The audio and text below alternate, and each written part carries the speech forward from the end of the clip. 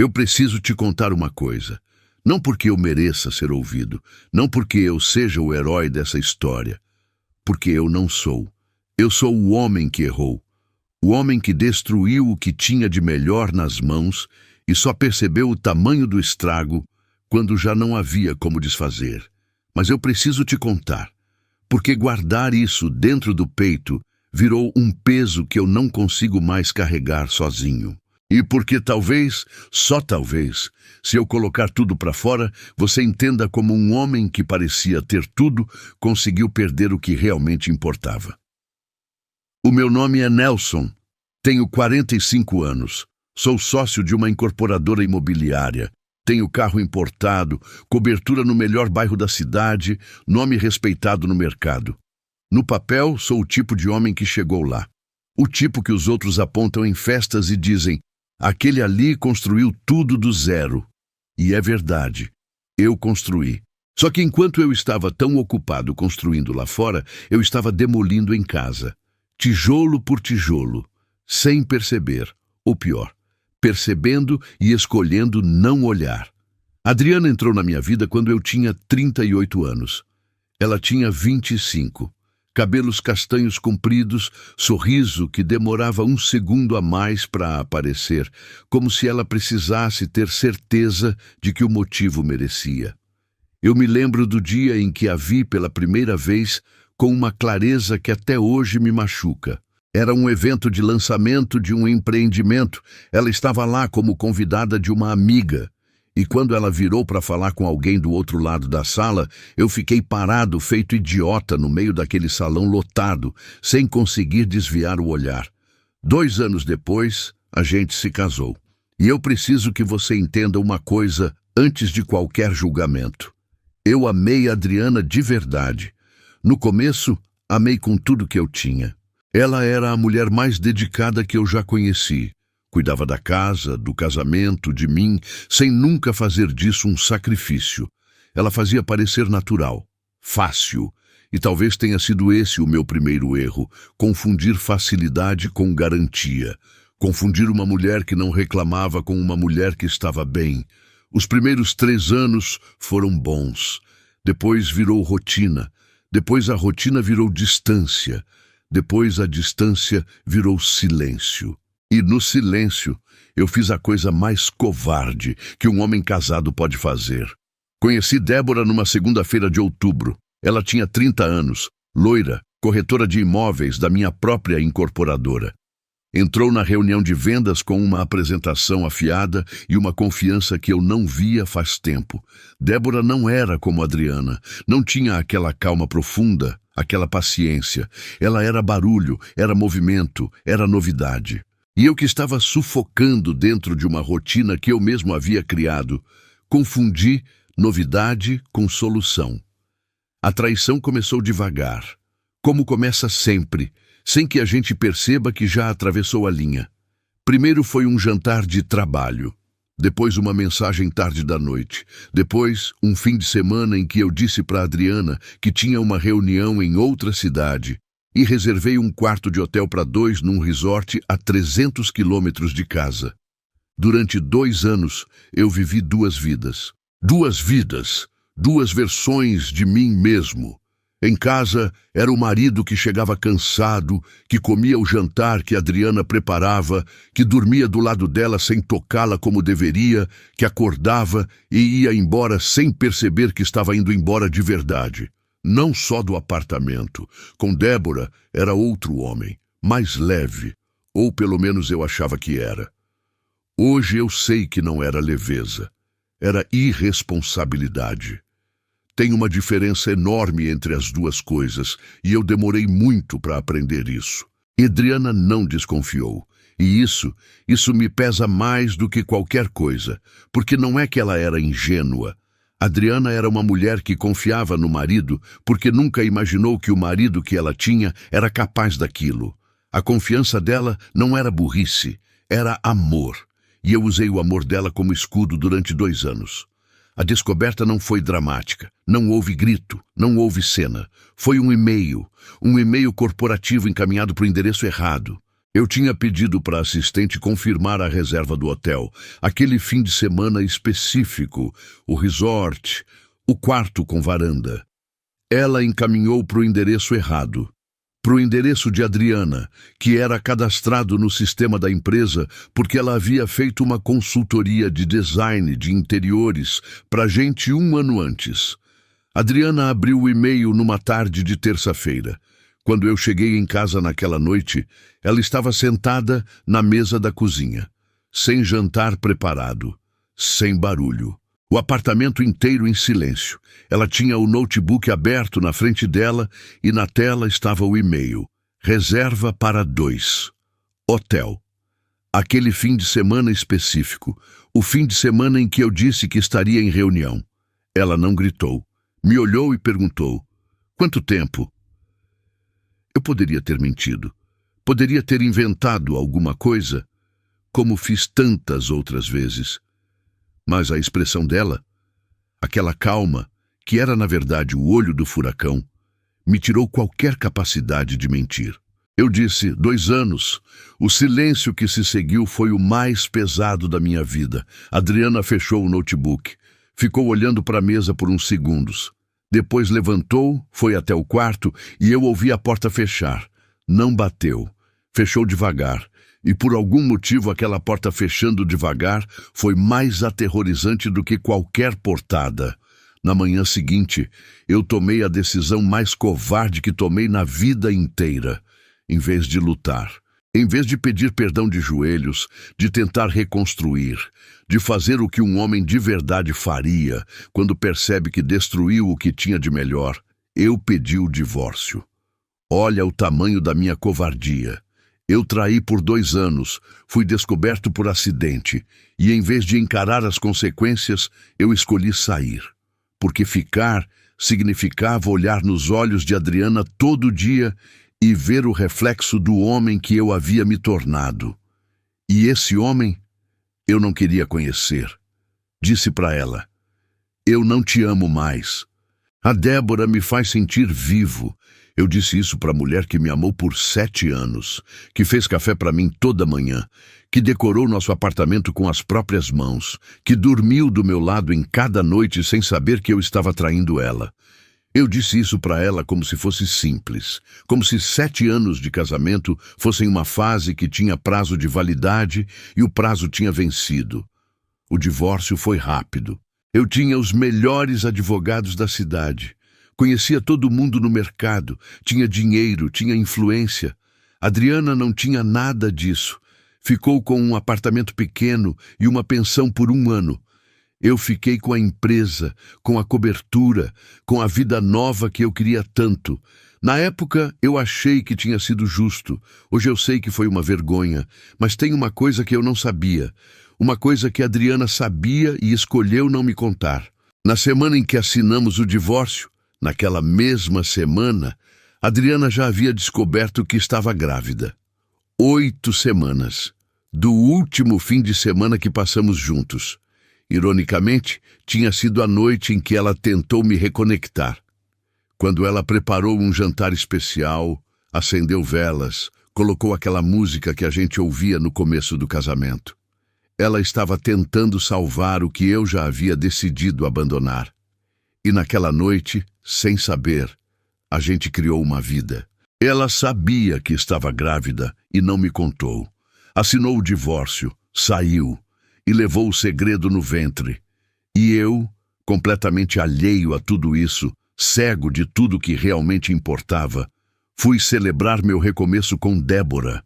Eu preciso que você sinta o peso disso, porque eu só fui sentir muito tempo depois, e quando senti, o chão sumiu debaixo dos meus pés de um jeito que eu nunca imaginei que fosse possível. Mas isso você vai entender no que vem a seguir. Por enquanto, guarda isso. Havia uma vida crescendo em silêncio. E enquanto essa vida crescia, eu estava ocupado demais com as aparências para perceber que estava perdendo a única coisa que um dia ia importar de verdade. Eu saí do casamento como quem sai de um contrato encerrado. Isso vai soar frio, eu sei, mas é a verdade.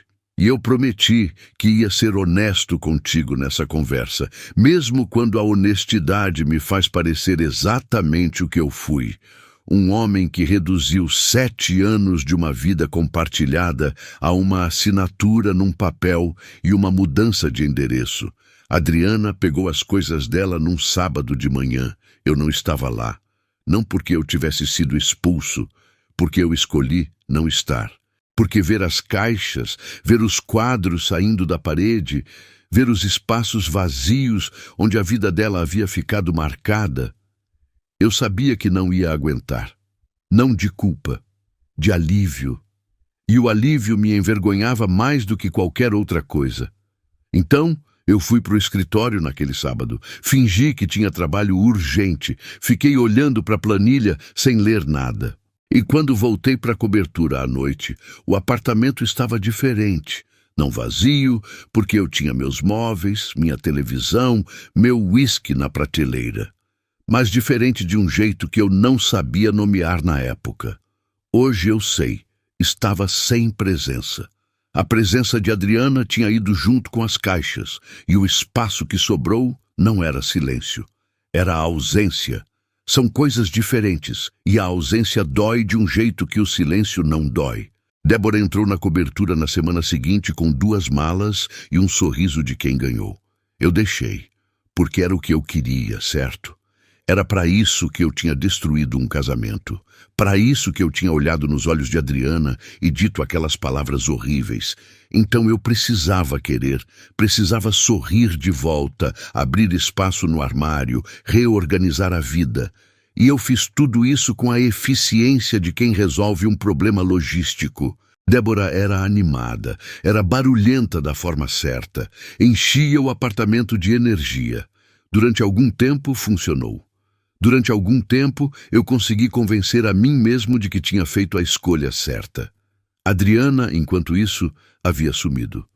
Não de um jeito dramático, sem posts raivosos, sem mensagens no meio da noite, sem ligações chorando. Ela simplesmente desapareceu. Do meu círculo, das redes sociais que seguíamos em comum, dos lugares que frequentávamos juntos. Como se ela tivesse decidido que a melhor forma de recomeçar era apagar completamente qualquer ponto de contato com a vida anterior. Eu notei. Não vou mentir que não notei. Mas interpretei como ela seguindo em frente e usei isso como justificativa para me sentir menos culpado. Ela está bem, ela está recomeçando, foi bom para ela também. Que história conveniente eu havia criado para mim mesmo.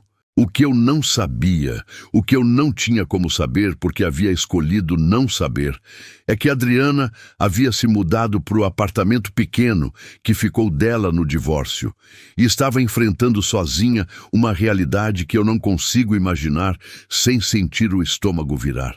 Um apartamento de 2 quartos num bairro mais simples, sem a estrutura que a cobertura oferecia. Sem o conforto que 7 anos de casamento com um homem de dinheiro proporciona. E grávida. Grávida de 8 semanas que foram virando 12, 16, 20, enquanto eu brindava com Débora e planejava o próximo empreendimento. A única pessoa que sabia era Patrícia, a irmã dela. Enfermeira. Prática, direta, daquele tipo de mulher que não perde tempo com rodeio. Patrícia foi a primeira a saber, a primeira a dizer o que achava e a primeira a ficar do lado quando Adriana precisou. Não tenho como saber o que as duas conversaram naquelas primeiras semanas. Só soube depois, por pedaços, por fragmentos que Adriana foi me contando muito tempo mais tarde, quando a gente já estava num lugar diferente. Mas eu imagino que Patrícia disse o que qualquer pessoa sensata diria, que eu precisava saber, que era meu direito saber, que era meu filho também. E Adriana respondeu que eu sabia onde ela morava se quisesse saber de alguma coisa, que eu nunca havia querido. Quando soube disso, fui para um canto e fiquei sentado em silêncio por um longo tempo, porque ela estava certa. Eu sabia onde ela morava. Eu tinha o número dela. Em nenhum momento depois do divórcio eu liguei para perguntar como ela estava. Em nenhum momento mandei uma mensagem, em nenhum momento fiz qualquer gesto que sugerisse que eu me importava com o que havia sobrado dela depois que eu saí. Eu simplesmente segui em frente. Como se 7 anos de vida compartilhada fossem um capítulo encerrado que não precisava de nenhuma revisão. Então, quando Patrícia disse que eu precisava saber e Adriana respondeu que eu nunca quis, ela não estava sendo cruel, estava sendo precisa. A gravidez avançou em silêncio. A barriga cresceu. O dinheiro apertou. Adriana tinha trabalhado como designer de interiores antes do nosso casamento, mas depois que a gente casou, ela havia diminuído os clientes porque não precisava. Eu bancava tudo. Então, quando o divórcio chegou, ela estava começando do quase zero numa profissão que havia ficado adormecida. Ligou para antigos clientes. Alguns voltaram. O suficiente para pagar as contas, mas não o suficiente para sobrar. Ela trabalhou grávida, redesenhando ambientes para outras pessoas, enquanto o ambiente da própria vida estava sendo reconstruído tijolo por tijolo, sozinha, sem ninguém para dividir o peso.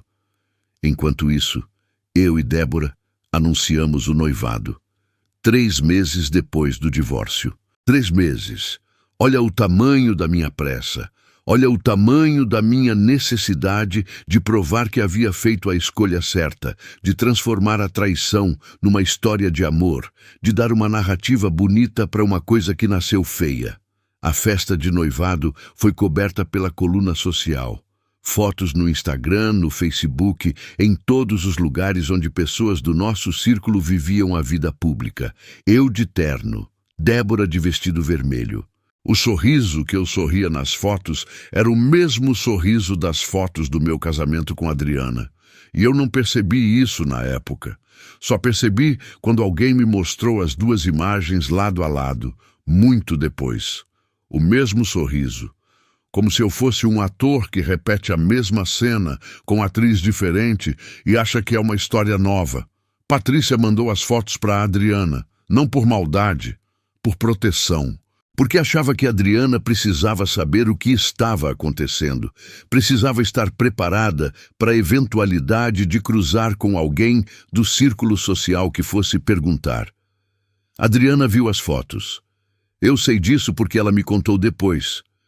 Disse que ficou olhando por um tempo, a barriga já grande, o bebê se mexendo por dentro e sentiu uma mistura de coisas que ela mesma teve dificuldade de descrever. Não era ciúme. Não era raiva da forma que machuca de dentro para fora. Era uma confirmação. Uma confirmação de que ela havia feito a escolha certa em não me contar da gravidez.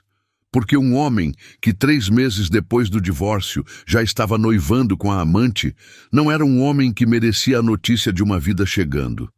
Ela disse para Patrícia, ele recicla até o sorriso. Quando me contaram isso, eu ri. Um riso amargo, daquele tipo que não tem graça nenhuma, porque era preciso demais para ser engraçado. O bebê nasceu numa quinta-feira de madrugada, parto normal. Hospital público, porque o plano de saúde que eu pagava havia encerrado com o divórcio e o novo ainda estava no período de carência. Patrícia estava ao lado. Só Patrícia. Nenhum avô, nenhum pai. Só as 2 mulheres naquele quarto e uma vida chegando ao mundo sem fazer cerimônia de quem estava presente e de quem havia falhado em estar. Um menino. Bernardo. Patrícia me contou, muito depois, que quando Adriana segurou o filho pela primeira vez, ela disse em voz baixa, quase sussurrando, "Você é meu recomeço, não o fim de uma história, o começo da minha." Quando ouvi isso, eu precisei sair da sala onde estava, porque aquela frase me acertou num lugar que eu não sabia que ainda existia dentro de mim.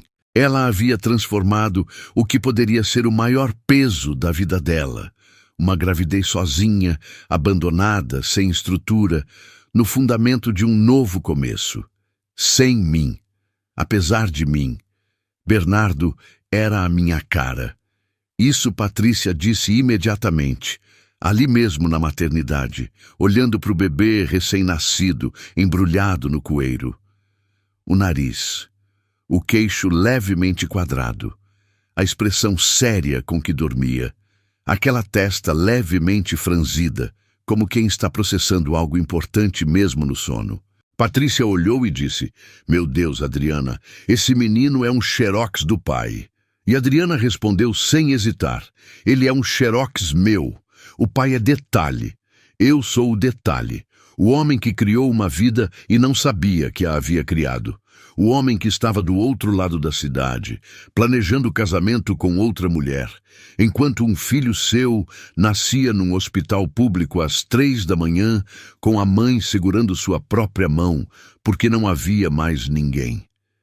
Isso ficou comigo de um jeito que não passa.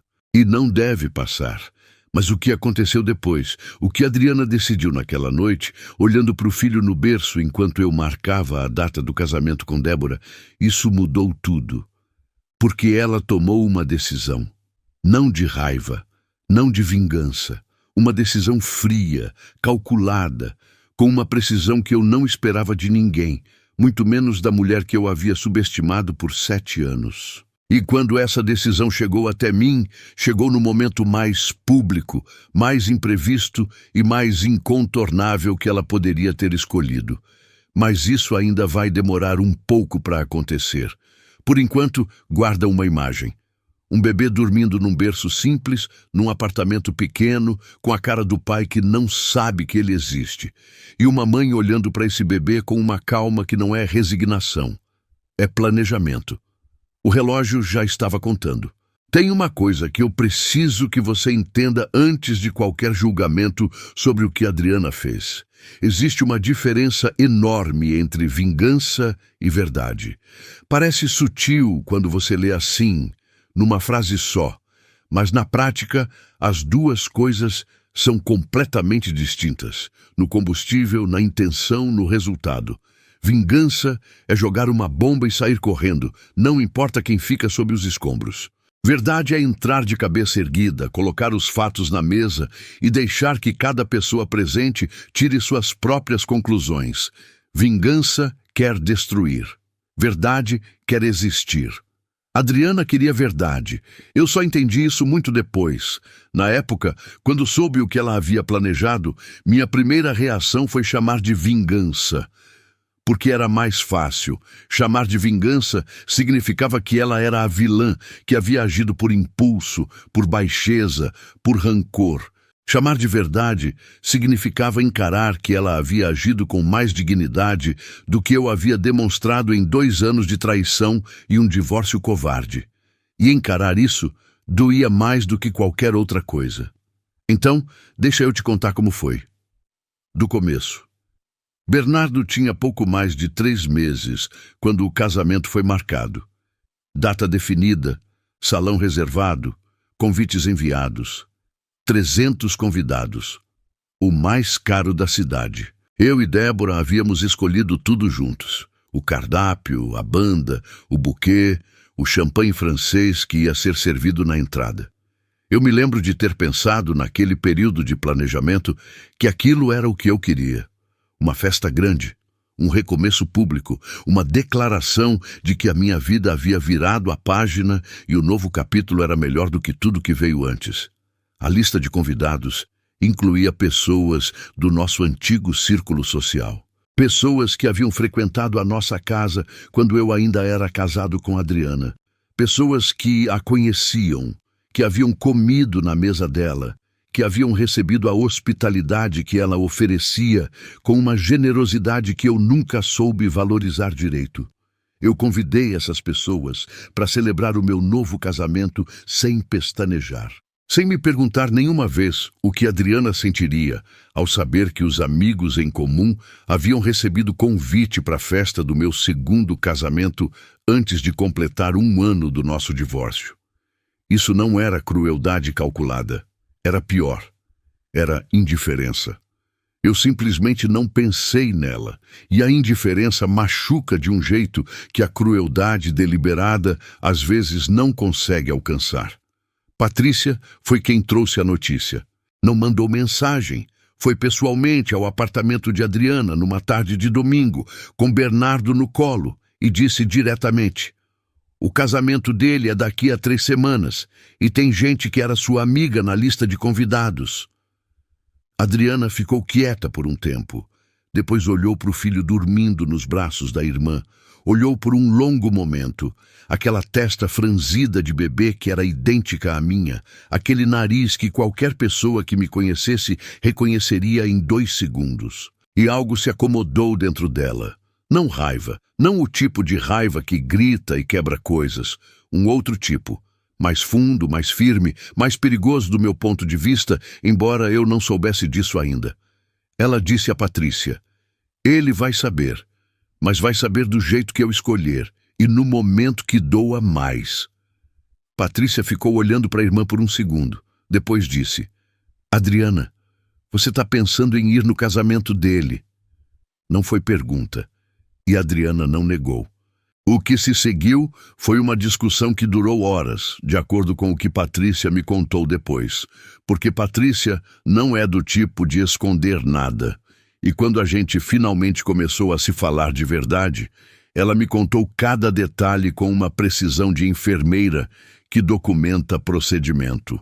Patrícia argumentou tudo que qualquer pessoa sensata argumentaria, que era loucura, que ia sair errado, que Adriana poderia ser removida, humilhada publicamente, que eu poderia usar aquilo juridicamente contra ela de alguma forma. Adriana ouviu tudo, ponto por ponto, e foi respondendo um por um. Não era loucura. Era o único momento em que todas as pessoas que eu respeitava, que me respeitavam, que faziam parte do meu mundo profissional e social, estariam reunidas no mesmo lugar ao mesmo tempo. Era o único momento em que eu não poderia fugir, não poderia mandar o advogado, não poderia controlar a narrativa antes que ela chegasse até as pessoas que importavam. Qualquer outra situação eu teria como gerenciar. Um encontro casual na rua, uma mensagem, uma ligação. Tudo isso eu poderia ignorar, distorcer, minimizar. Mas 300 convidados testemunhando o mesmo momento? Isso não dava para gerenciar. E quanto ao risco de ser removida, ela não ia fazer cena, não ia gritar, não ia chorar, não ia quebrar nada, não ia confrontar Débora, não ia transformar aquilo numa telenovela de 5ª categoria. Ia entrar. Ia ser vista, ia dizer uma frase e ia sair. Patrícia ficou em silêncio por um momento. Depois perguntou: e como você vai entrar? Você não tem convite. Foi aí que o universo fez aquela coisa que o universo às vezes faz. Aquela coisa que parece coincidência, mas que, quando você olha de perto, parece mais com uma conta sendo cobrada. A organizadora do casamento era Fernanda. Fernanda havia contratado Adriana 2 anos antes do nosso divórcio para reformar o escritório dela. Adriana havia passado 3 meses naquele projeto, escolhendo cada detalhe, cada cor, cada móvel. Fernanda ficou tão satisfeita que indicou Adriana para outras 3 clientes. Havia uma gratidão genuína ali, o tipo que não expira com o tempo. Quando Fernanda viu o nome Nelson Vieira no contrato do casamento que havia sido fechado através da assessoria de Débora, ela ficou com aquilo na cabeça por alguns dias. Depois, pegou o celular e ligou para Adriana. Não para falar do casamento, mas para dar um oi, perguntar como estava, atualizar o contato, conversa de quem não quer perder o fio de uma relação que importou. Adriana atendeu. As duas conversaram por meia hora, e em algum momento da conversa Fernanda mencionou: você sabia que seu ex vai casar? Eu estou organizando a festa. Adriana respirou fundo e disse: eu sei, Fernanda, e eu preciso de um favor. O silêncio do outro lado durou o suficiente para Adriana saber que Fernanda havia entendido a gravidade do que estava sendo pedido. Então, ela foi direta. Porque Adriana sempre foi direta. Essa era uma das coisas que eu mais havia desperdiçado nela. Disse que não queria mesa VIP, não queria cerimônia, não queria ser incluída em nada. Queria apenas que, durante a recepção, as portas não fossem fechadas para ela. Um acesso, 2 minutos, e ela ia embora. Fernanda perguntou: o que você vai fazer quando entrar? Adriana respondeu: vou ser vista e vou apresentar alguém que precisa ser apresentado. Outro silêncio, mais longo dessa vez. Fernanda conhecia Adriana há anos. Sabia que ela não era do tipo que joga bomba e some.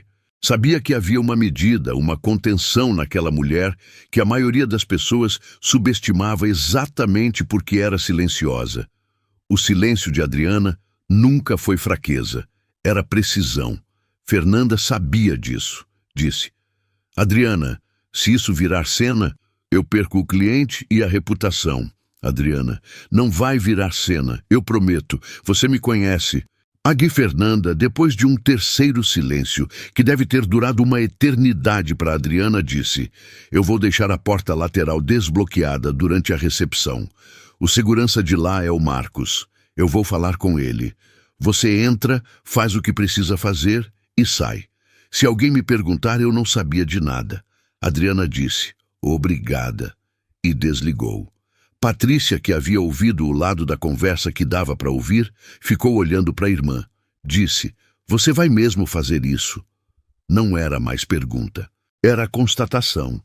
Mas antes de qualquer coisa, Adriana fez algo que eu, quando soube, reconheci como o movimento mais inteligente de toda aquela situação. Algo que revelou que ela não estava pensando com raiva. Estava pensando com clareza. Ela marcou uma consulta com a doutora Marina. Marina era advogada, amiga de Patrícia desde a faculdade, especializada em direito de família. Adriana chegou no escritório dela com Bernardo no colo e uma pasta com documentos, certidão de nascimento, exames de pré-natal com as datas, o registro do casamento, o decreto de divórcio. Tudo organizado, tudo datado, tudo provando uma linha do tempo sem lacunas. Disse para a doutora Marina: eu quero saber meus direitos, reconhecimento de paternidade, pensão, danos morais se couber. Quero entender tudo antes de dar qualquer passo. Doutora Marina analisou a documentação por 1 hora inteira. Depois olhou para Adriana e disse: você tem um caso sólido. A presunção de paternidade é automática, dado que vocês eram casados quando você engravidou. A linha do tempo é irrefutável. Você tem direito à pensão retroativa desde o nascimento, reconhecimento compulsório se ele se recusar, e a base para danos morais pelo abandono durante a gestação. Adriana perguntou: e se eu aparecer no casamento dele com o bebê? Isso me prejudica juridicamente? Doutora Marina ficou séria. Disse: depende de como você se comportar. Se você entrar, der uma frase e sair, sem agressão verbal, sem perturbação, sem nada que configure perturbação da ordem, você não comete nenhum ilícito. Você está exercendo o direito de informar o pai biológico da existência de um filho, em local público, na frente de testemunhas. Se alguma coisa, a presença de testemunhas, joga a favor de você. Adriana assimilou isso. Perguntou: e qual frase eu posso dizer sem que isso seja usado contra mim? Doutora. Marina pensou por um momento. Depois disse: a verdade. Só a verdade. Apresente o filho. Diga que ele existe. E vá embora. Adriana saiu do escritório da doutora Marina com um único pensamento. Ela estava blindada. Juridicamente, emocionalmente, estrategicamente. Ela havia transformado o que poderia ser um impulso num plano, e há uma diferença enorme entre as duas coisas. Do mesmo jeito que há uma diferença enorme entre vingança e verdade. Na noite anterior ao casamento, Adriana ficou em casa sozinha com Bernardo. Patrícia havia oferecido para ficar, mas ela pediu que fosse no dia seguinte cedo, para ajudar a preparar o bebê, a escolher a roupa dele, a garantir que tudo estivesse no lugar. Aquela noite era dela. Ela foi até o armário e tirou um vestido preto. Justo, mas não provocativo. Elegante, mas não ostentoso. O tipo de peça que diz: eu não vim para competir. Eu vim para ser vista. Experimentou na frente do espelho com Bernardo no colo, porque ele estava acordado e não havia ninguém para segurá-lo. Se olhou no espelho por um longo tempo. Uma mulher de 32 anos, cabelos castanhos soltos, vestido preto, um bebê no colo, a cara do pai que não sabia que era pai, sem aliança no dedo, sem a estrutura que o casamento havia oferecido, sem o apartamento grande, sem o carro importado, sem o nome que abria portas. Só ela e o filho, e uma verdade que amanhã ia finalmente existir fora do silêncio, onde havia vivido por 4 meses. Disse para o espelho, em voz baixa, sem drama: amanhã. Amanhã ele descobre. Bernardo abriu a boca e emitiu aquele som redondo e sem sentido que bebês de 4 meses fazem quando estão satisfeitos. Como se concordasse, Adriana riu. Um riso pequeno, genuíno, daquele tipo que aparece quando a situação é séria demais para não ter uma dose de absurdo. Apertou o filho contra o peito e foi dormir. Do outro lado da cidade, eu estava no hotel com Débora, na véspera do casamento, tomando champanhe e achando que a vida havia finalmente chegado no lugar que devia. Não sabia que o lugar que a vida havia preparado para mim era completamente diferente do que eu imaginava. E estava chegando vestido de preto, com 4 meses e olhos grandes e curiosos, nos braços da mulher que eu havia descartado, como se fosse possível descartar 7 anos de história e não pagar nenhuma conta por isso. A conta tinha nome, e amanhã ela ia ser apresentada. Eu me casei com Débora numa tarde de sábado com sol. Parece detalhe irrelevante. O tempo.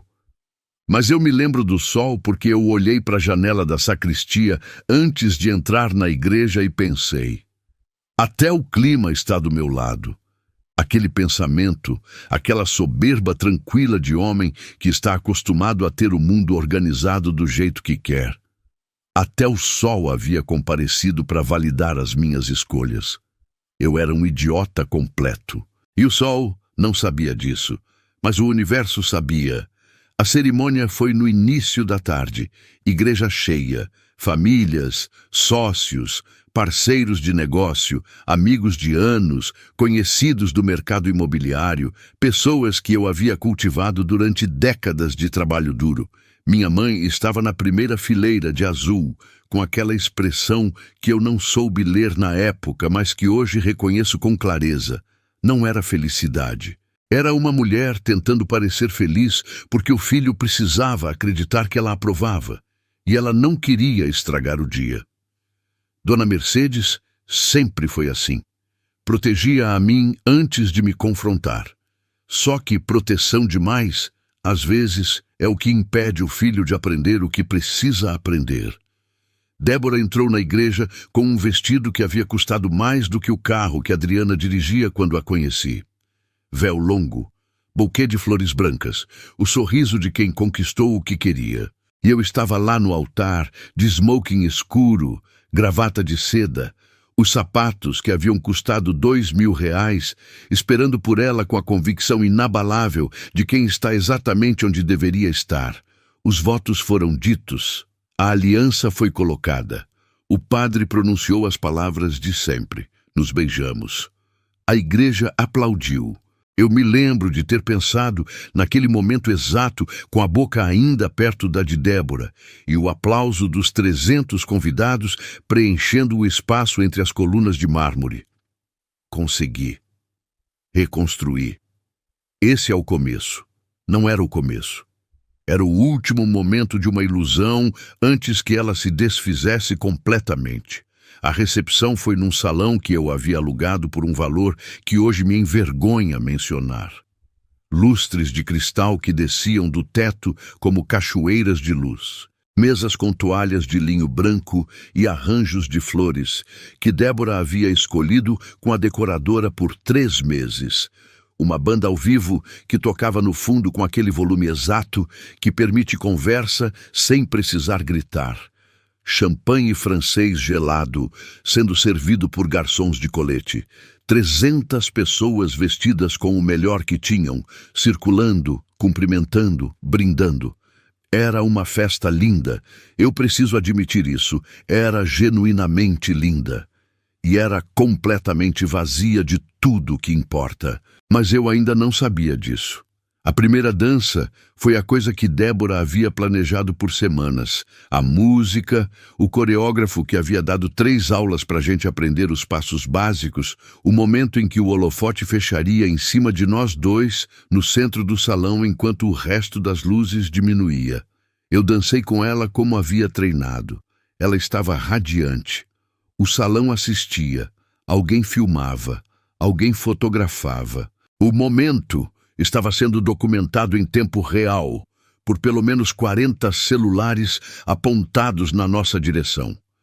300 pessoas testemunhando a minha felicidade construída sobre os escombros de outra vida. As horas passaram. A festa foi ganhando aquele ritmo relaxado que as boas recepções ganham depois da segunda rodada. As gravatas afrouxando, os saltos sendo trocados por sapatilhas discretas debaixo das mesas, as risadas ficando mais altas, as histórias mais longas. Eu circulei, cumprimentei, agradeço a presença, posicionei a mão na cintura de Débora nas fotos. Sorri o sorriso que eu havia aprendido a sorrir. Eram 21h30. Eu estava de costas para a porta principal do salão, numa conversa com 2 sócios sobre um projeto que estava na fase de aprovação.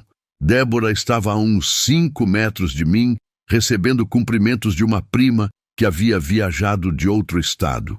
O salão estava no seu pico de movimento. Todo mundo presente, todo mundo animado, a banda tocando uma música que fazia algumas pessoas se levantarem para dançar espontaneamente. Foi nesse momento que as portas duplas do fundo do salão se abriram. Eu não vi. Estava de costas, mas senti, porque 300 pessoas percebem uma mudança de energia ao mesmo tempo de um jeito que não precisa de visão para ser sentido. É físico. É como uma pressão atmosférica que muda subitamente num cômodo fechado. Conversas que estavam acontecendo em paralelo foram perdendo o fio, cabeças foram virando na mesma direção. O burburinho, que é o som constante de uma festa grande, foi mudando de timbre, não acabando, mudando, ficando mais agudo, mais contido, mais carregado. Um dos sócios com quem eu conversava olhou por cima do meu ombro. Vi a expressão dele mudar. Virei. E o mundo parou. Adriana estava no centro da entrada do salão. Vestido preto. Cabelo castanho solto caindo nos ombros. Sorrindo. Não para mim, para o bebê que estava no colo. Um bebê de macacão branco, acordado, com olhos enormes e redondos, varrendo o salão inteiro com aquela curiosidade absoluta que só bebês têm, como se tudo fosse igualmente fascinante e nada fosse ameaçador. Eu a vi. Vi o bebê. E no mesmo segundo, antes que qualquer pensamento consciente se formasse, algo no fundo do meu corpo reconheceu aquele rosto pequeno, o nariz, o queixo, a testa levemente franzida. Não era possível.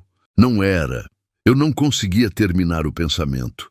Minha cabeça estava tentando processar informações que se recusavam a se encaixar em qualquer estrutura que eu havia construído para entender minha própria vida. Adriana, com um bebê, no meu casamento, com um bebê que tinha o meu rosto. O sócio do meu lado disse, num volume que provavelmente foi audível para a mesa inteira, Nelson, isso é quem eu estou pensando que é. Eu não respondi. Porque não havia resposta que coubesse naquele segundo. Do outro lado do salão, Débora havia percebido a mudança. Viu o momento em que ela deixou de ouvir o que a prima estava dizendo e seus olhos foram para a entrada. Viu o rosto dela mudar, não de raiva, ainda não, de algo anterior à raiva, de reconhecimento de que algo estava acontecendo que estava completamente fora do roteiro que ela havia planejado com tanta precisão por tantos meses. Ela caminhou até mim, chegou pelo lado, segurou meu braço, disse em voz baixa e controlada. Olha, eu disse, eu estou olhando. Adriana havia começado a caminhar. Não corria, não hesitava, não olhava para os lados buscando aprovação ou avaliando reação. Caminhava com aquela postura de quem entrou num cômodo e sabe exatamente por que está lá. Com aquela calma que eu havia confundido tantas vezes ao longo de 7 anos com passividade, mas que era na verdade outra coisa completamente. Era certeza. Era uma mulher que havia pensado em cada passo daquele momento por semanas e estava executando com uma precisão que não deixava espaço para improviso. O salão foi abrindo caminho sem perceber. Não porque alguém pediu, porque a energia dela criava espaço instintivamente. Pessoas se moviam, recuavam um passo, criavam uma passagem que ela percorria sem desviar. A banda continuou tocando por alguns compassos. Depois o músico mais atento percebeu que a dinâmica do salão havia mudado e foi diminuindo o volume gradualmente, como quem tira o som de um fundo de cena sem corte brusco. Até que parou. 300 pessoas. Silêncio. Adriana parou a 3 metros de mim. Me olhou. Não com raiva, não com lágrimas, com aquela expressão que eu só consegui descrever para mim mesmo muito depois. Era a expressão de alguém que está entregando algo que pertence a outra pessoa e que estava sendo guardado há tempo demais. Uma entrega, não um ataque. Ajeita Bernardo no colo com um gesto natural, materno, daquele tipo que os braços fazem sem que a mente precise comandar. E disse, com uma voz clara que não precisou de volume porque o silêncio do salão carregava cada sílaba até o último canto. Parabéns pelo casamento. Eu não vim estragar nada, eu vim apresentar. Esse é o Bernardo, seu filho. Ele nasceu há 4 meses e ele merecia que o pai soubesse, mesmo que o pai não tenha merecido ele. Silêncio absoluto. Não o silêncio de uma pausa. O silêncio de 300 pessoas que estão processando uma informação que reorganiza completamente tudo o que pensavam saber sobre a situação em que estão. O tipo de silêncio que não é ausência de som, é presença de algo pesado demais para fazer barulho. Eu ouvi minha mãe, da mesa dela, emitir um som que não era palavra. Era o som involuntário de alguém que recebe uma notícia no estômago antes que o cérebro tenha tempo de processar. Eu olhei para o bebê. Bernardo me olhou de volta com aqueles olhos enormes e claros e completamente alheios ao peso daquele momento. Esticou o braço na direção de nada específico. Aquele gesto de bebê que ainda não sabe distinguir o que quer alcançar, mas alcança assim mesmo. E na minha cabeça, naquele segundo, tudo desmoronou de uma vez. A testa, o nariz, o queixo, o jeito sério de olhar para frente como se estivesse avaliando. Era meu filho. Não havia dúvida possível. Não havia versão alternativa que eu pudesse construir para me proteger daquela certeza. Era meu filho e eu estava olhando para ele pela primeira vez na minha vida, num salão de festas, no dia do meu casamento com outra mulher, enquanto 300 pessoas assistiam e o mundo inteiro que eu havia construído com tanto cuidado racha por uma linha que eu não via chegando. Levei as 2 mãos à cabeça. Ouvi minha própria respiração sair de uma forma que não controlei. Débora estava do meu lado. Sentiu o movimento, me olhou e perguntou numa voz que estava tentando ser baixa, mas que não conseguia esconder o tremor. O que ela disse é verdade. Eu não respondi, porque não havia como responder, porque a resposta estava parada a 3 metros de mim, com 4 meses de idade, e o meu nariz e o meu queixo, e o meu jeito de franzir a testa. Adriana não esperou resposta. Não era isso que ela havia vindo buscar. Ela não queria me ver desmoronar. Não queria assistir Débora perder o chão. Não queria o drama de um confronto, as palavras que se dizem quando o controle vai embora. Ela havia vindo dizer uma coisa. Havia dito. E agora ia embora. Virou. Com a mesma calma com que havia entrado. Com o mesmo passo medido, a mesma postura, a mesma certeza nos ombros. Ajeita Bernardo no colo mais uma vez. Aquele gesto que já era automático nela, aquela linguagem de mãe que o corpo aprende em semanas, e caminhou em direção às portas duplas. Não olhou para trás. Saiu. E as portas fecharam atrás dela com aquele som suave de mecanismo bem ajustado. O mesmo tipo de som ocorreu a mim num pensamento absurdo e inoportuno de uma porta que fecha devagar. Como a do quarto, naquela noite em que Adriana havia descoberto o e-mail. O salão ficou em silêncio por mais alguns segundos. Depois, o burburinho voltou. Não como festa, como incêndio que começa em vários pontos ao mesmo tempo.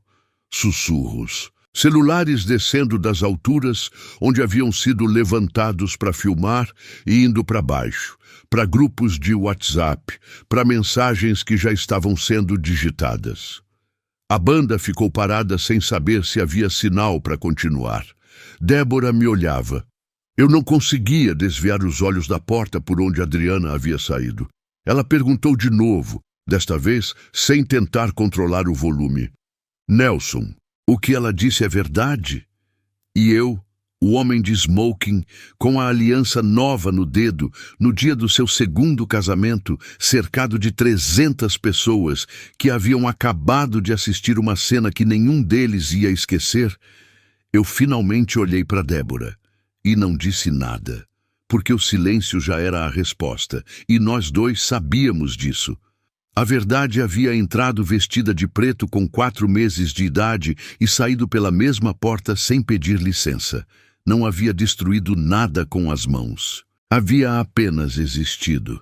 E existir havia sido suficiente para que tudo que era frágil, e era muito mais frágil do que eu havia admitido para mim mesmo, viesse abaixo por conta própria.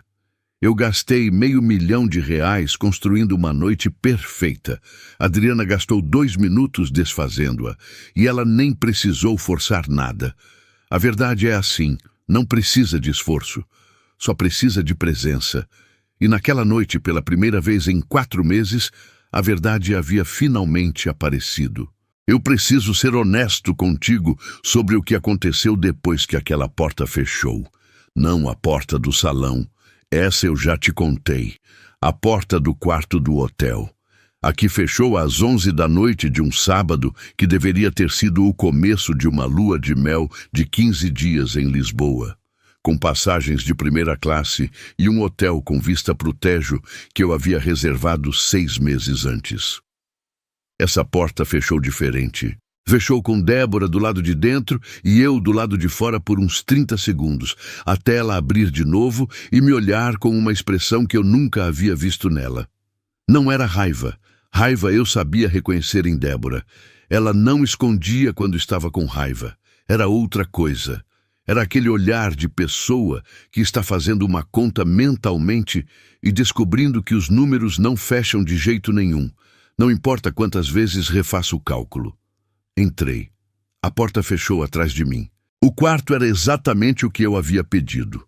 Suíte nupcial, flores brancas na mesa, champanhe numa banheira de gelo que já estava começando a derreter porque ninguém havia tocado nele. O vestido de noiva de Débora estava pendurado numa cabide especial que a camareira havia preparado. Os sapatos no chão, abandonados ali mesmo na entrada, como se ela os tivesse tirado com pressa quando chegou. Ela estava sentada na beirada da cama, com os braços cruzados, ainda maquiada, ainda com o cabelo preso. Mas o véu havia sumido em algum momento, e sem o véu ela parecia diferente, menor, mais real, menos a noiva de uma festa de R$500 mil e mais uma mulher de 30 anos sentada numa cama de hotel, tentando entender o que havia acontecido com a noite dela. Perguntou, ela estava grávida quando você pediu o divórcio? Eu precisei de um segundo antes de responder, não para pensar na resposta, para encontrar força para dizê-la. Eu não sabia que ela estava grávida. A Débora me olhou. Mas o bebê é seu. Não era pergunta. Era a conta que não fechava sendo colocada em voz alta. Eu não sei. Comecei. Não. Ela se levantou. Aquela palavra saiu como uma porta batendo. Não me diz que não sabe. Eu vi o rosto daquele bebê. Todo mundo no salão viu, 300 pessoas viram. Ele tem o seu nariz, o seu queixo, os seus olhos. Me responde de verdade. O silêncio que se instalou entre nós dois foi o tipo que não deixa saída. Era verdade, e eu sabia que era verdade, e Débora sabia que eu sabia, e as duas sabíamos que o silêncio já havia respondido antes de qualquer palavra. Disse finalmente em voz baixa: "É meu filho." Débora ficou de pé no meio do quarto por um longo momento, olhando para mim. Depois olhou para o champanhe intocado. Depois para o vestido pendurado. Depois para o teto. Aquele olhar de quem está tentando não deixar a emoção descer antes de ter decidido o que fazer com ela. Disse: "Ela estava grávida quando você pediu o divórcio. Você não sabia. Tudo bem, eu aceito isso. Mas você tinha um filho de 4 meses que você não sabia que existia porque nunca se importou o suficiente para perguntar como ela estava depois que saiu. Em nenhum momento nos últimos 12 meses você ligou para Adriana para perguntar como ela estava." Eu não respondi, porque era verdade. E eu casei com esse homem hoje. Ela disse isso para si mesma mais do que para mim. Baixinho, como quem está lendo uma frase em voz alta para acreditar que é real. Tentei me aproximar. Ela deu um passo atrás. Não de medo, de decisão. Não, não agora. Eu preciso pensar. Não dormimos naquela noite. Ficamos no mesmo quarto, no mesmo hotel, na mesma cama enorme com lençol de algodão egípcio que havia custado mais por noite do que o salário mensal de muita gente. E passamos a madrugada inteira em silêncio ou em conversas que começavam e paravam, como um motor que não consegue pegar. Na manhã seguinte, Débora acordou antes de mim. Quando abri os olhos, ela estava na poltrona perto da janela, já vestida, com o celular na mão. Não estava chorando. Estava serena da forma que antecede uma decisão tomada. Disse: "Eu cancelei a lua de mel." Fiquei olhando para ela. "Eu não vou viajar com um homem que tem um filho de 4 meses que eu não sabia que existia. Isso não é uma discussão, é uma condição. Você resolve isso. Você descobre o que é real, o que é seu, o que você deve. Depois a gente conversa sobre o que sobrou entre nós dois." Saiu do quarto com uma mala de mão. A mala grande ficou. Como se ela não soubesse ainda se estava indo para sempre ou só até a situação esfriar. Esse detalhe, a mala grande ficou na minha cabeça por dias, como uma frase que começa, mas não termina. Fiquei sozinho no quarto. O smoking estava pendurado numa cadeira. O champanhe havia derretido completamente. A água gelada na banheira agora estava morna e as flores de gelo que o hotel havia esculpido no centro haviam virado uma poça. A aliança nova no meu dedo pesava de um jeito que uma aliança não deveria pesar no dia seguinte ao casamento. Sentei na beirada da cama onde Débora havia sentado a noite anterior e fiquei olhando para o quarto por um longo tempo sem pensar em nada específico. Aquele tipo de vazio que não é descanso, é o cérebro se recusando a processar tudo de uma vez porque sabe que se processar de uma vez não vai aguentar. O casamento havia durado 12 horas. Enquanto isso acontecia do outro lado da cidade, a festa havia continuado sem mim. Não a minha festa. Essa havia desmoronado na mesma hora em que Adriana saiu pela porta. Mas a fofoca, essa teve vida própria, cresceu, se multiplicou, tomou forma em grupos de WhatsApp às 2, às 3 da manhã, com vídeos tremidos filmados por celulares que haviam capturado o momento da entrada de Adriana do ângulo de cada mesa diferente do salão. Meu celular, que eu havia deixado no modo silencioso durante a cerimônia e esquecido de tirar, tinha 143 mensagens quando olhei pela primeira vez na manhã seguinte. Não abri nenhuma. Não consegui. Mas vi os nomes. Sócios, amigos, primos, conhecidos do mercado. E soube que a história havia saído dos limites do salão e estava circulando com a velocidade que só as histórias com escândalo e ironia circulam. A coluna social publicou na tarde de domingo. Não sei quem mandou a foto. Havia gente demais filmando. Mas a imagem estava lá. Adriana de preto no centro do salão. Bernardo no colo. 300 pessoas ao redor. Eu de smoking com as mãos na cabeça ao fundo. A legenda dizia algo sobre o casamento do empresário Nelson Vieira ter sido interrompido pela ex-esposa com filho secreto. Secreto. Como se eu tivesse escondido de propósito. Mas o mundo não sabia que eu não sabia. E a narrativa que o mundo constrói raramente espera pelos detalhes antes de circular. Minha mãe ligou às 8 da manhã de domingo. Dona Mercedes não é mulher de enrolar. Atendi sabendo que não ia ser uma conversa fácil, e não foi. Disse, Nelson Augusto. Quando ela usa o nome completo, não é conversa, é julgamento. Eu te avisei. Eu te avisei que a Adriana não era o tipo de mulher que você descarta como se fosse um contrato vencido. Ela nunca foi. E agora você tem um neto que eu nem sabia que existia. Que nasceu num hospital sem o pai presente, que passou 4 meses no mundo sem que eu soubesse que ele existia. 4 meses, Nelson. Mãe, eu não sabia... Você não sabia porque não quis saber. Você estava ocupado demais brincando de vida nova com a outra para se perguntar uma única vez como a mulher que você tratou como descartável estava. Você ligou para ela alguma vez depois do divórcio? Uma vez sequer? O silêncio respondeu por mim. É o que eu imaginava. A voz dela ficou mais baixa. Não de raiva, de algo mais fundo. Decepção genuína, daquele tipo que só uma mãe consegue fazer doer desse jeito específico. Eu quero conhecer meu neto. Você vai fazer isso acontecer, Nelson. De alguma forma, você vai fazer isso acontecer. Desligou sem esperar resposta. Peguei o celular e fui até os contatos. O nome de Adriana estava lá. Eu nunca havia apagado, não sei porquê, talvez preguiça, talvez alguma coisa que eu não queria nomear. Liguei. Caiu na caixa postal na primeira chamada, na segunda, na terceira. Mandei mensagem. Adriana, precisamos conversar. Ela respondeu 24 horas depois. Uma única mensagem curta, sem saudação, sem pontuação emocional de nenhum tipo. Sobre o quê? Sobre o filho que você não sabia que tinha porque estava ocupado planejando um casamento? Se quiser conversar, manda seu advogado. O meu já está esperando. Eu li essa mensagem 3 vezes, 4, 5, não pela frieza. Eu esperava frieza. Pela última parte.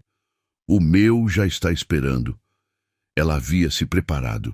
Havia pensado à frente, havia construído uma estrutura antes de dar qualquer passo. Havia chegado naquele momento com proteção jurídica, enquanto eu mal conseguia processar o que estava acontecendo. Adriana havia me superado em cada dimensão possível. Emocionalmente, estrategicamente, moralmente.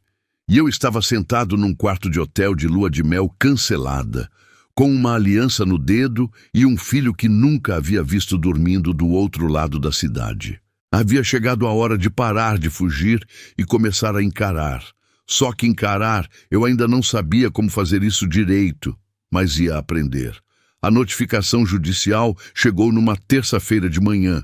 Eu estava no escritório tentando fingir que a vida profissional continuava no mesmo ritmo de antes. Que os sócios não haviam me pedido uma reunião sobre a situação, que os corretores não sussurravam quando eu passava pelo corredor. Tentando manter a aparência de um homem que tem controle sobre as próprias circunstâncias, quando, na verdade, eu estava sentado numa cadeira de couro que havia custado R$ 8.000, sem conseguir me concentrar numa única linha de planilha por mais de 30 segundos seguidos.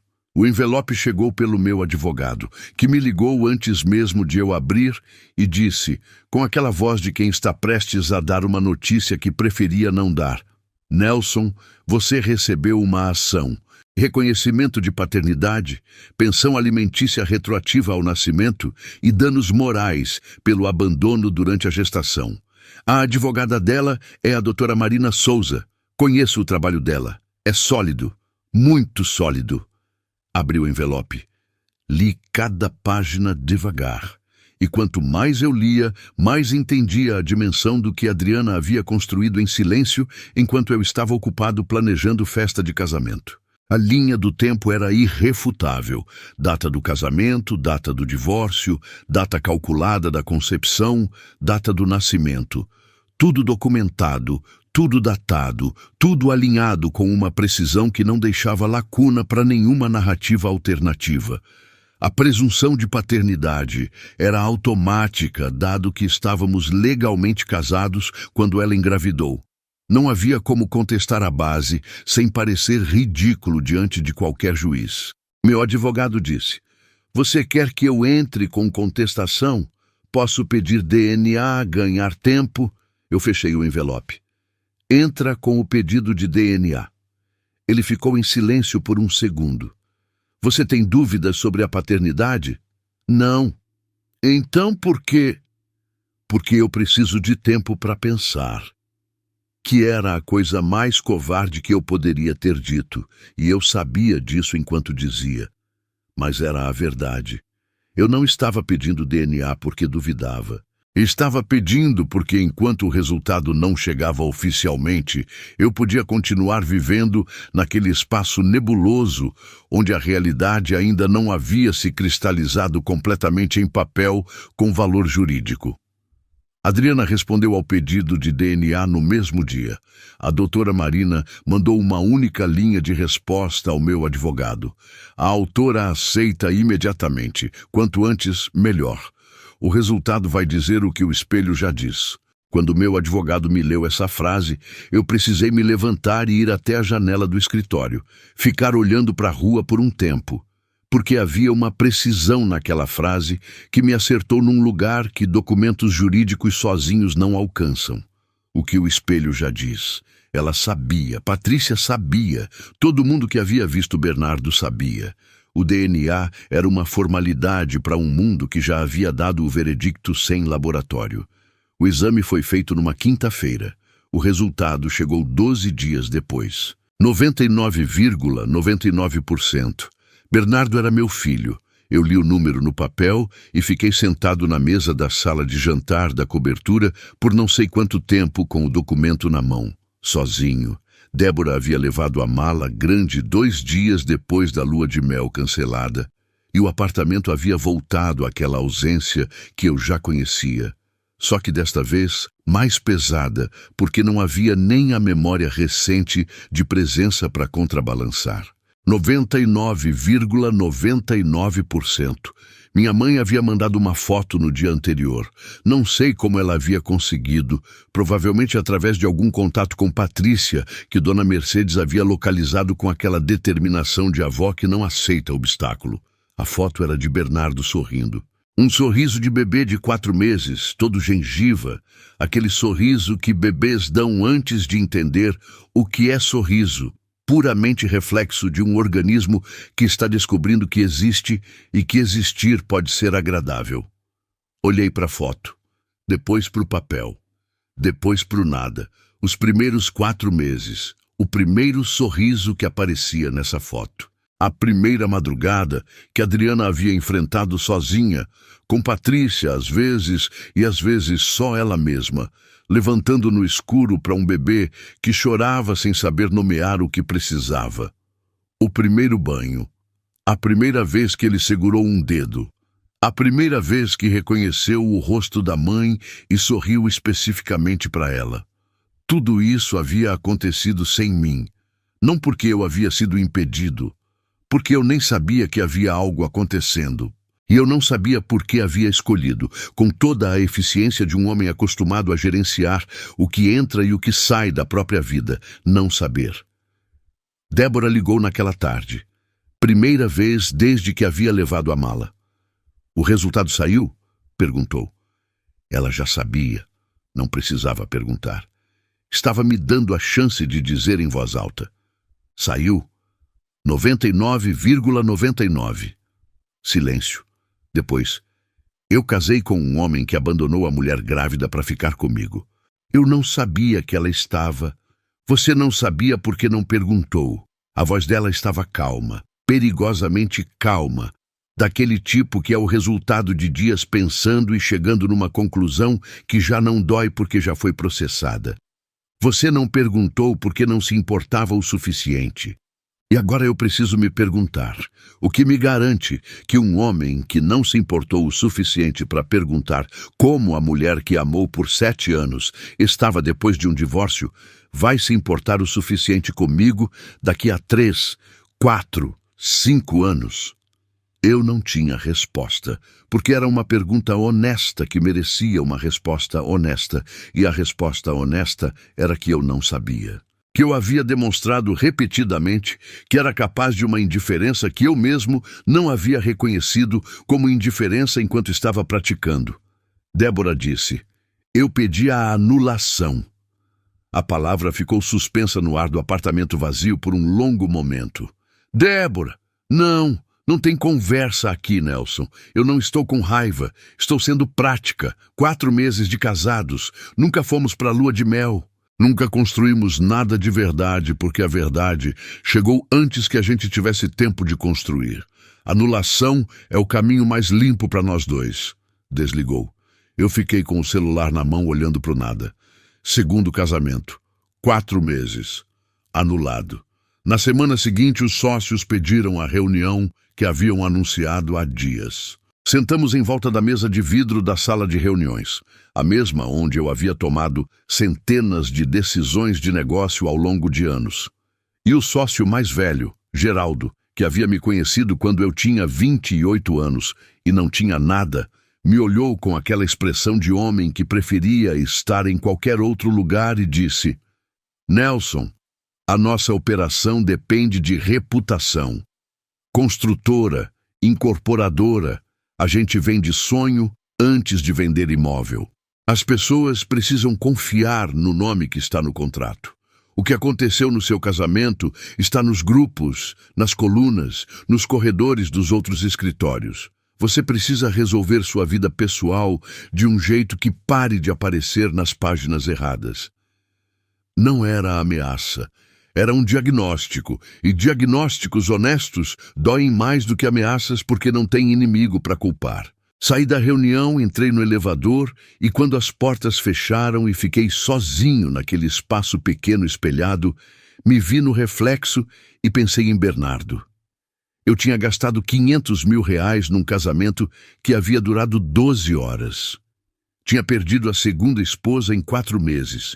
Tinha a reputação comprometida, os sócios preocupados, a mãe decepcionada, o advogado caro trabalhando numa ação que eu sabia que não tinha como ganhar. E tudo, absolutamente tudo, havia começado com uma escolha que eu havia feito 2 anos antes de entrar num hotel com uma mulher que não era minha esposa. Uma cadeia de escolhas erradas, cada uma abrindo espaço para a próxima, cada uma me afastando um pouco mais do que era real e me aproximando de uma vida construída sobre aparência. Até que a aparência desmoronou numa noite de sábado diante de 300 pessoas. E o que sobrou, depois de tirar tudo que era ilusão, era um resultado de DNA num papel e a foto de um menino sorrindo que eu nunca havia segurado. Era pouco, era quase nada, mas era real. E pela primeira vez em muito tempo, real era a única coisa que eu queria. Eu liguei para o meu advogado numa manhã de segunda-feira e disse 3 palavras. Não vou contestar. Ele ficou em silêncio por um segundo. Depois, Nelson, a pensão retroativa sozinha já é um valor considerável. Se a gente entrar com não vou contestar nada, aceito tudo, pensão retroativa, reconhecimento de paternidade, danos morais, tudo que a doutora Marina colocou na ação, eu aceito. Outro silêncio, mais longo. Você tem certeza? Tenho, e não é pergunta. Ouvi ele respirar do outro lado. Depois disse com aquela voz de advogado que está saindo do modo profissional por um segundo. Tudo bem. Eu encaminho a aceitação ainda hoje. Desligou. Eu fiquei olhando para o celular por um momento. Meu advogado havia me dito semanas antes que eu poderia lutar, que havia argumentos, manobras, recursos, que o processo poderia se estender por meses, talvez mais de um ano, e que ao longo desse tempo o valor da pensão retroativa poderia ser negociado para baixo dependendo do juiz. Ele estava fazendo o trabalho dele, defender meus interesses financeiros. O problema era que meus interesses financeiros haviam deixado de ser a coisa que eu queria defender. Eu havia lutado contra a pessoa errada por tempo demais. Havia lutado para manter uma versão de mim mesmo que eu achava que merecia ser mantida. O homem bem-sucedido, o homem de recomeço, o homem que havia feito escolhas difíceis, mas havia seguido em frente. Essa versão havia desmoronado sozinha sem que eu precisasse ajudá-la. E agora, o único lugar onde eu poderia direcionar qualquer energia que me restava era para frente. Era o único ser vivo nessa história inteira que não havia feito nenhuma escolha errada, porque ainda não tinha idade suficiente para fazer escolha nenhuma. Bernardo. Mandei mensagem para Adriana 2 dias depois da aceitação da ação. Escrevi e apaguei 4 versões antes de enviar a final. Cada versão que apagava era uma tentativa de soar como algo que eu não era mais. O homem que negociava, o homem que justificava, o homem que colocava contexto antes de chegar ao ponto.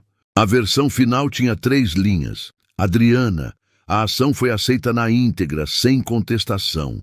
Eu quero conhecer o Bernardo, quando e como você decidir. Eu espero. Ela não respondeu naquele dia, nem no seguinte. Eu esperei, porque era a única coisa que eu tinha direito de fazer. Foi Dona Mercedes quem abriu o caminho. Minha mãe havia conseguido o contato de Patrícia através de uma conhecida em comum. Minha mãe tem aquela habilidade específica de pessoas de uma certa geração de encontrar qualquer pessoa através de 3 telefonemas e uma rede de conhecidos que parece não ter fim. Ligou para Patrícia. Conversaram por 40 minutos. Patrícia, que não era mulher de guardar o que pensava, disse tudo o que havia guardado sobre como eu havia tratado Adriana. E minha mãe ouviu cada palavra sem interromper, porque Dona Mercedes sabia que ouvir era o mínimo que ela podia oferecer naquele momento. No final da conversa, Patrícia disse: "Eu vou falar com Adriana, mas a decisão é dela." Dona Mercedes disse: "É claro que é. Eu só quero conhecer meu neto." Naquela mesma semana, minha mãe foi até o apartamento de Adriana, não como sogra. Essa fase havia acabado com o divórcio e ela sabia disso. Foi como avó, com a humildade específica de uma mulher que reconhece que havia falhado e que o único caminho à frente era assumir esse fracasso sem rodeio. Adriana abriu a porta. Minha mãe entrou e disse, antes que qualquer outra coisa fosse dita: "Adriana, eu falhei com você. Eu vi meu filho te tratar de um jeito que não estava certo e eu fiquei quieta porque achei que não era meu lugar. Mas era. E eu lamento muito não ter aberto a boca quando deveria. Você merecia mais do que silêncio da minha parte." Adriana a olhou por um longo momento. Depois abriu caminho. "Ele está no tapete da sala." Dona Mercedes entrou na sala e viu Bernardo pela primeira vez. Minha mãe não é mulher de chorar em público. Ela tem aquela contenção de geração que aprendeu que emoção se guarda para dentro. Mas quando ela me ligou depois dessa visita, a voz estava diferente, mais baixa, com aquela textura específica de voz que carregou emoção e ainda está carregando os resíduos. Disse: "Nelson, ele é igualzinho a você quando era bebê, igualzinho. Eu tenho uma foto sua com 3 meses, que é a mesma face. A mesma." Fiz uma pausa. "Mãe, eu segurei ele. Ele me deixou segurar sem chorar. Ficou me olhando com aqueles olhos sérios, como se estivesse me avaliando, igual a você. Você fazia isso. Ficava olhando para a pessoa nova com aquela expressão de juiz." Ri. Um riso que saiu de um lugar que eu não sabia que ainda estava funcionando dentro de mim. Dona Mercedes virou a ponte. Visitou toda semana. Levava fotos para mim. Bernardo no tapete, Bernardo no colo de Adriana, Bernardo dormindo com aquela testa franzida. Mandava pelo WhatsApp com legendas curtas, sem comentário, sem pressão, só as fotos, como se soubesse que palavras demais atrapalhariam o que as imagens estavam fazendo sozinhas. Um mês depois, Adriana entrou em contato. Mensagem curta, direta, sem preâmbulo. Você pode vir na quinta-feira às 15 horas. Minha casa. Minha irmã vai estar aqui. 30 minutos. 30 minutos. Condicionado à presença de Patrícia. Na casa dela, não num local neutro escolhido por mim. Cada detalhe daquelas condições era uma fronteira clara e razoável, e eu aceitei cada uma sem negociar nenhuma. Respondi: quinta-feira às 15 horas. Obrigado. Na quinta-feira eu acordei cedo, sem ter dormido bem. Fiquei em frente ao armário por mais tempo do que deveria precisar escolhendo roupa. Terno? Não. Casual demais? Também não. Acabei num jeans escuro e uma camiseta simples, sem marca visível, sem nada que gritasse dinheiro ou status. Porque eu não queria chegar como o empresário, queria chegar como o pai. E pai não precisa de smoking. Cheguei 10 minutos antes.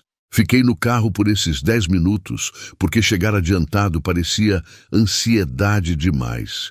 E ansiedade demais parecia pressão. E eu não queria ser mais um peso que Adriana precisasse gerenciar. Toquei a campainha às 15 horas em ponto. Patrícia abriu a porta. Me olhou com aquela expressão direta de enfermeira que já fez o diagnóstico antes do paciente sentar. Não disse nada. Só abriu caminho. O recado estava no olhar. Eu sei quem você foi. Estou observando quem você vai ser. Entrei. O apartamento era pequeno, como eu havia imaginado. Sala, cozinha integrada, um corredor curto. Simples. Mas havia algo naquele espaço que a minha cobertura de 200 metros quadrados nunca teve. Cheiro de casa. Café, talvez. E aquele cheiro específico de um lugar onde alguém vive de verdade. Onde as coisas têm marcas de uso e presença humana, e não de decoração escolhida por prestígio. Adriana estava na cozinha. Me olhou por um segundo.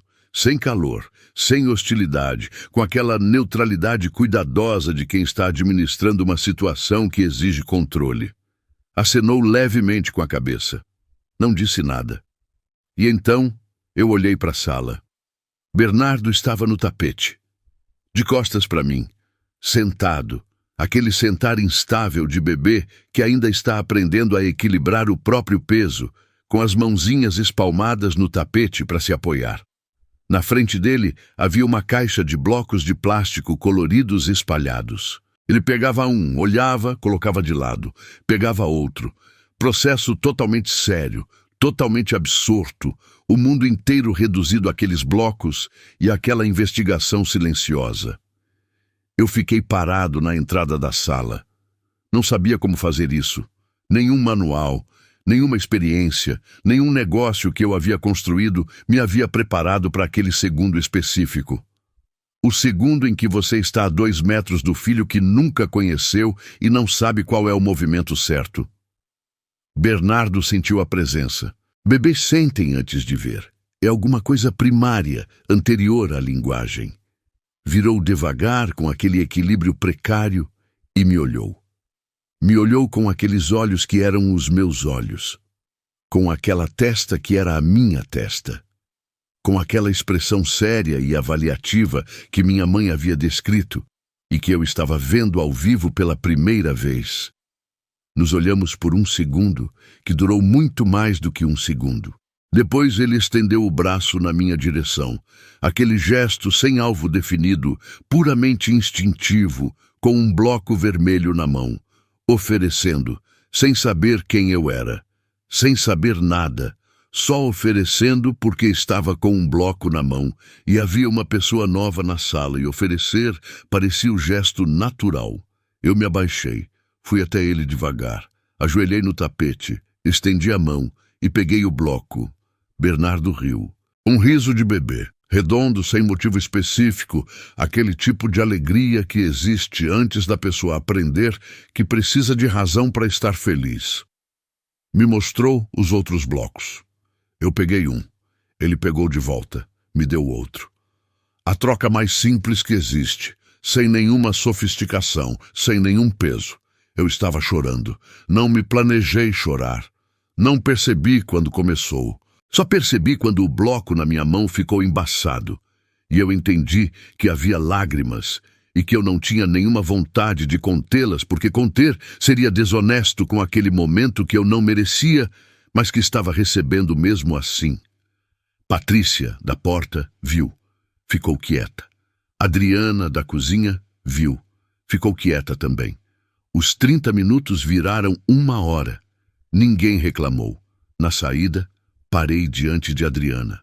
Ela me olhou com aquela neutralidade firme, que era a única coisa justa que ela poderia me oferecer naquele ponto. Eu disse, obrigado. Ela ficou me olhando por um segundo. Depois disse, com uma voz clara e direta, que não tinha crueldade nem perdão. Tinha apenas verdade. Não me agradeça. Agradeça ao Bernardo. Ele sorriu para você sem saber quem você é. Agora faz por merecer esse sorriso. Saí. Desci as escadas devagar. Na rua, fiquei parado ao lado do carro por um tempo com o bloco vermelho na mão. Bernardo havia me deixado com ele, sem querer ou querendo. Eu nunca soube. Olhei para aquele pedaço de plástico barato que não valia nada e que era a coisa mais importante que eu havia segurado na vida inteira. E entendi, finalmente, o que era preciso fazer. Não recuperar o que eu havia perdido. Não tentar reconstruir o que havia destruído, mas construir algo novo. Algo que eu nunca havia construído antes, com todos os recursos que eu havia desperdiçado em aparências e nenhum dos atalhos que eu havia usado para fugir do que era real. Começar do zero, do bloco vermelho, do tapete simples, do sorriso que eu ainda não havia merecido, mas que tinha agora como meta. Pela primeira vez em muito tempo, a meta era certa. Os meses que se seguiram foram os mais simples da minha vida adulta. E simples, eu descobri, não é o oposto de rico, é o oposto de vazio. Todo final de semana eu estava lá, não porque o acordo judicial exigia, porque eu queria, porque aprendi rápido que Bernardo não tinha conceito de compromisso, de agenda, de semana que vem. Bebês vivem no presente com uma honestidade que envergonha qualquer adulto. Se você aparece, você existe. Se você some, você some. E eu havia somido tempo demais da vida de muita gente que importava. Não ia somar mais esse peso. Aprendi a trocar fralda na 3ª visita. Não foi bonito. Adriana ficou encostada na porta da cozinha com uma expressão que misturava diversão contida e julgamento silencioso, enquanto eu tentava entender a lógica das abas adesivas com a urgência de homem que está resolvendo um problema de engenharia sob pressão. Bernardo colaborou o mínimo possível. Patrícia disse do corredor, parabéns, você conseguiu colocar do lado errado. Eu tirei e coloquei de novo. Desta vez, certo. Pequena vitória. Ridiculamente desproporcional ao tamanho do sorriso que me causou. A papinha veio 2 semanas depois. Adriana havia comprado uma fruta nova para a introdução alimentar e precisava de mãos extras, porque Bernardo havia descoberto que derrubar o potinho era mais interessante do que comer o conteúdo. Eu segurei o potinho. Ele derrubou mesmo assim. Adriana riu. Um riso rápido, involuntário, daquele tipo que escapa antes que a pessoa decida se quer deixar escapar. Foi a primeira vez que ela riu perto de mim desde antes do divórcio. Não comentei, guardei. Houve uma noite de quarta-feira em que Bernardo não parou de chorar. Adriana me mandou mensagem às 22h, não pedindo ajuda, informando com aquela objetividade dela. Ele está com cólica, não dormi ontem, amanhã tenho reunião com o cliente às 9h. Li nas entrelinhas o que ela não havia escrito. Fui. Cheguei com uma bolsa de água quente e um artigo que tinha lido sobre posição de alívio para cólica em bebês, que eu havia pesquisado sozinho às 21h como homem que não tem nenhuma experiência, mas tem acesso à internet e disposição. Fiquei até a meia-noite. Bernardo dormiu no meu ombro depois de 1 hora de caminhada circular pela sala. Aquela caminhada de pêndulo que os pais aprendem por necessidade e que deixa a coluna reclamando no dia seguinte. Adriana dormiu no sofá enquanto eu caminhava. Saí na ponta do pé quando ele afundou de vez no sono. Deixei bilhete na mesa da cozinha. Ele dormiu, reunião às 9. Vai bem. Não sei se ela leu antes ou depois do café, mas respondeu de manhã com uma mensagem curta. Obrigada. Era a primeira vez que ela me agradecia por algo. Guardei também. Vendi a cobertura em setembro. Minha mãe ficou em silêncio quando contei. Depois disse, finalmente. Só isso. Finalmente. Como se estivesse esperando por aquela decisão há mais tempo do que eu havia levado para tomar. O apartamento que comprei ficava a 6 quadras de Adriana. 3 quartos. Um para mim, um que ficou vazio por um tempo e que eu sabia, sem precisar verbalizar, para que estava sendo reservado.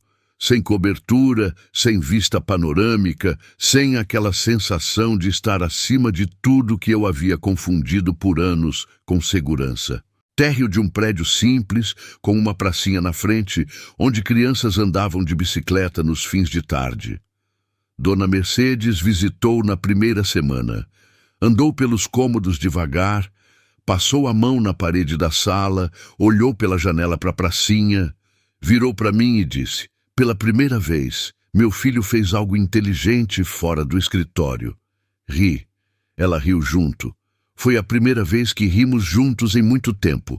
Adriana não voltou comigo. Preciso ser claro sobre isso porque seria fácil e desonesto contar essa história de um jeito que sugerisse que tudo caminhou naturalmente para uma reconciliação. Não caminhou. Adriana havia construído uma vida com as próprias mãos depois que eu destruí o que tínhamos e essa vida era dela, não um espaço de espera pelo meu retorno. Ela tinha clientes novos, uma agenda cheia, uma independência que havia nascido da necessidade e havia se tornado escolha. Eu respeitava isso. Mais do que respeitava, admirava. Admirava com aquela admiração específica de quem só consegue ver o valor de algo depois de ter feito tudo para diminuí-lo. Disse para Patrícia numa tarde em que as duas estavam no apartamento e Bernardo dormia. Eu não sei se um dia ela vai me perdoar de verdade. Não do jeito que importa. Patrícia me olhou, disse, perdão não é o que você deveria estar perseguindo. Presença é. Perdão é consequência, não meta. Levei isso comigo. Fiz da presença o trabalho. Adriana disse a Patrícia, num momento que Patrícia me contou depois, sem que eu houvesse pedido, só porque ela achou que eu precisava ouvir. Ele é um bom pai. Não sei se um dia vai ser um bom homem para mim, mas para o Bernardo, ele está sendo. Não era absolvição, não era promessa. Era um diagnóstico honesto de onde as coisas estavam. E diagnóstico honesto eu havia aprendido a valorizar. Bernardo deu os primeiros passos numa tarde de domingo. Eu estava no sofá do apartamento de Adriana. Havia virado rotina aquelas tardes de domingo. Os 3 mais Dona Mercedes quando ela podia, às vezes Patrícia, uma informalidade que havia crescido sem que ninguém a planejasse. Bernardo estava de pé, segurando a mesinha de centro, com aquela concentração total de bebê que está processando física e coragem ao mesmo tempo. Eu estava a uns 2 metros de distância, sentado no sofá, sem prestar atenção específica, conversando com Adriana sobre alguma coisa banal, talvez o cliente dela, talvez a reforma que ela estava planejando num cômodo, não me lembro. O cotidiano que havia se instalado sem cerimônia. Bernardo soltou a mesa. Ficou parado por um segundo, sozinho no espaço, com aquela expressão de quem acabou de perceber que está fazendo algo novo e ainda não decidiu se é assustador ou empolgante. Depois deu um passo, 2, 3, cambaleantes, aquele andar de marinheiro em mar agitado, os braços abertos para equilibrar. Veio na minha direção. Eu não consegui falar. Abaixei do sofá devagar, fui até o chão Estendi os braços. Ele chegou. Caiu mais do que chegou aquele tombo final de bebê que ainda não aprendeu o freio, e eu peguei antes do chão. O agarrei contra o peito. Caí sentado no tapete com ele no colo e chorei. Não o choro contido da primeira visita. Chorei de verdade. Aquele choro que vem de baixo, que não pede licença, que é o corpo inteiro processando de uma vez tudo que a cabeça havia guardado por meses. Bernardo ficou me olhando de perto com aquela seriedade avaliativa dele, a testa franzida, como se estivesse tentando entender o que havia causado aquela reação no adulto. Adriana estava filmando. Não sei quando havia pegado o celular, mas estava filmando, e quando olhei para ela, vi que ela também estava chorando. Em silêncio, com aquele choro quieto que é o dela, sem drama, só a emoção existindo, porque era grande demais para não existir. Nos olhamos por um segundo por cima da cabeça de Bernardo. Não havia nada para dizer. E às vezes, não haver nada para dizer é a coisa mais completa que pode acontecer entre duas pessoas. O primeiro aniversário de Bernardo foi em fevereiro. Adriana fez no apartamento dela. Festa pequena. 6 pessoas. Ela, Patrícia, Dona Mercedes, eu e 2 amigos de Adriana que eu não conhecia, mas que claramente a conheciam bem, daquele jeito de quem esteve presente nos momentos difíceis e ganhou lugar permanente por isso. Bolo caseiro. Adriana havia feito, de baunilha com cobertura de chocolate, torto do lado esquerdo porque a forma estava desnivelada, com uma vela em formato de número 1 no centro. Balões comprados no mercado, daqueles pacotes mistos de cores que não combinam entre si e ficam exatamente certos por isso. Uma faixa escrita à mão pendurada na parede. 1 ano, Bernardo. Eu cheguei com um trenzinho de madeira que havia passado 2 dias escolhendo numa loja de brinquedos artesanais. O tipo de escolha que faz a vendedora perceber que é pai de primeira viagem, porque nenhum pai experiente passa 40 minutos comparando o raio das rodas de 2 trenzinhos idênticos. Adriana viu o brinquedo, viu minha expressão ao entregá-lo e disse apenas: "Ele vai adorar", sem ironia. Simples. Me ajoelhei no chão da sala e montei o trenzinho enquanto Bernardo ficava do meu lado tentando pegar as peças antes de eu encaixar. Dona Mercedes fotografou. Patrícia reclamou que o bolo estava esfriando. Adriana botou uma música. 6 pessoas. Bolo torto. Balões que não combinavam.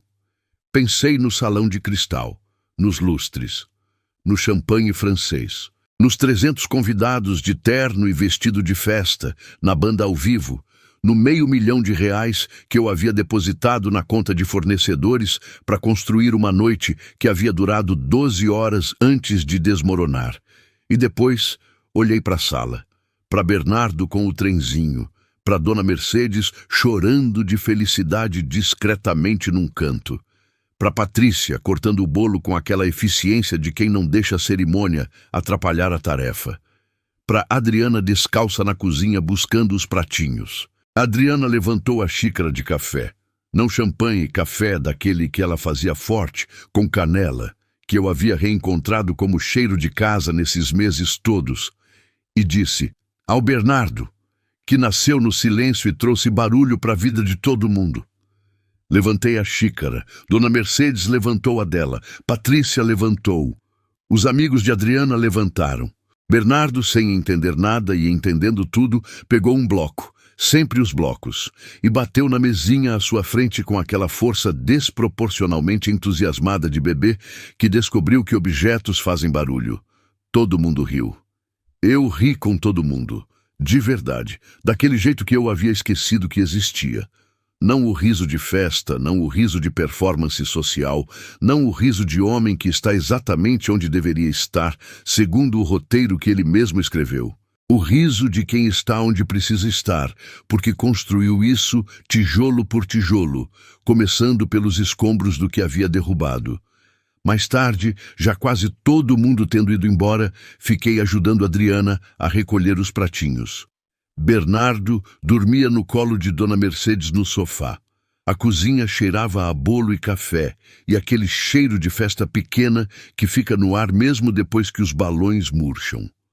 Adriana me passou um prato. Eu lavei. Ela secou. Em silêncio, daquele silêncio que não é ausência, é presença. Não sei o que vem depois. Não faço planos que não me pertencem fazer. Não há promessa que eu possa oferecer que valha mais do que o que já estou fazendo. Aparecer. Toda semana, no tapete, com os blocos, com a fralda do lado certo, com a bolsa de água quente nas quartas-feiras de cólica. O que eu destruí não volta. E não deveria voltar. Porque o que existia antes era construído sobre mentira, e mentira não merece restauração. O que pode existir agora é outra coisa, menor no tamanho, maior no peso, sem lustre de cristal, com xícara de café e bolo torto e barulho de bloco de plástico em mesinha de primeiro aniversário. Eu gastei R$500.000 numa noite que durou 12 horas. A melhor festa da minha vida custou um bolo e 6 balões. E o homem que eu estou me tornando, devagar, sem pressa, sem garantia de chegada, começa aqui, nessa cozinha simples, nesse cheiro de café com canela, nesse sorriso que eu ainda não mereci completamente, mas que estou finalmente trabalhando para merecer. Você acha que ele merece uma segunda chance? Comenta aqui embaixo. Quero saber o que você pensa. Compartilha essa história com alguém que precisa lembrar que a verdade não escolhe hora. Ela escolhe impacto. Se essa história te emocionou, deixa-o e se inscreve. Toda semana tem uma história nova que vai mexer com tudo dentro de você.